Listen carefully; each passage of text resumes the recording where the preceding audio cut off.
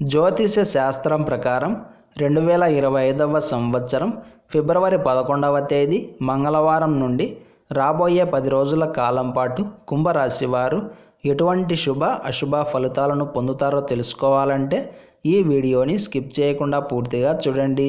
అలాగే బుధుడి యొక్క రాశి మార్పు యొక్క పరిణామాలు ఎలా ఉంటాయో కూడా చూద్దాం.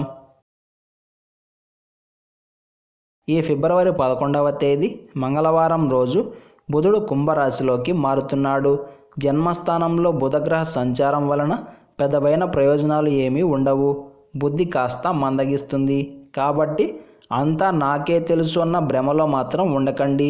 ముఖ్యంగా విద్యార్థులు చక్కగా చదువుకునే ప్రయత్నం చేయాలి. పాఠాలు మర్చిపోయే అవకాశం ఉంది. కాబట్టి జాగ్రత్త వహించండి. ఇతరులతో సరిగ్గా పడదు. విరోధాలు పెరుగుతాయి.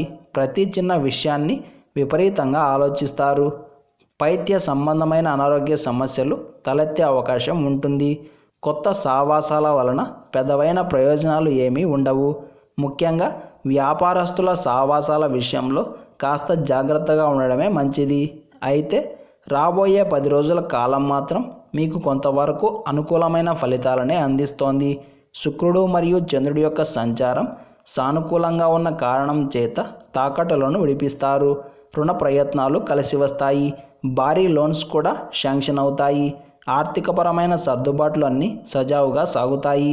వృత్తి, ఉద్యోగ మరియు వ్యాపారాల పరంగా మంచి వెసులుబాటు లభిస్తుంది. మీ మాటకు చక్కటి గౌరవం ఏర్పడుతుంది. మీరంటే విలువ ఇచ్చే వాళ్ళు మీ చుట్టుపక్కలే ఉంటారు. పాత బంధాలు చక్కగా ఉపకరిస్తాయి. విదేశీయాన ప్రయాణాలకు ఆటంకాలు తొలగుతాయి. చెప్పుకోదగిన ఒక శుభవార్త వింటారు. చెప్పుకోదగిన ఒక శుభ పరిణామం చోటు చేసుకునే అవకాశం కూడా ఉంది. జీవిత భాగస్వామికి విలువ ఇస్తారు. బంగారం లేదా వెండి ఇలా విలువైన వస్తువులను కొనుగోలు చేస్తారు. ఎదుటివారి వైపు నుండి ఆలోచన చేసి నిర్ణయాలు తీసుకుంటారు. మొత్తం మీద ఈ 10 రోజుల కాలం పాటు కుంభరాశి వారికి దాదాపుగా బ్రహ్మాండంగా ఉంటుంది అని చెప్పడంలో ఎలాంటి సందేహం లేదు. ఈ 10 రోజుల కాలం పాటు కుంభరాశి వారు ప్రతిరోజు తప్పకుండా హనుమాన్ చాలీసాను పారాయణం చేయండి.